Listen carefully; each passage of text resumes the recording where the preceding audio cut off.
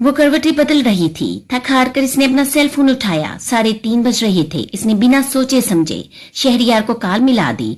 Hello. Shahryar की कुफत से भरपूर आवाज सुनाई दी। शहरी वो सिसक उठी। और वाह, क्या हुआ? Are you all right?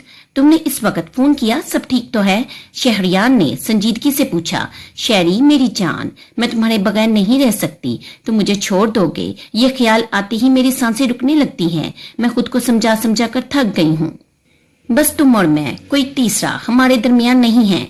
पर दिल है कि मानता नहीं है। वो बिलक बिलक कर रो रही थी। शहरियार रात के इस पहर उर्वा के फोन और फिर इस इतराक पर शिश्तरा सा रह गया। Urwa, relax, calm down. मैं तो पहले ही तुम्हें शादी की ऑफर कर चुका था। तुम्हें ही मेरे पेरेंट्स की अप्रूवल चाहिए थी। शहरियार ने इसे याद दिलाया। शहरी, मुझे लगता है कि मैं तुम्हारी फैमिली के मानने का इंतजार कर लूंगी, लेकिन जब से वो तुम्हारी कजन आई है, मैं पता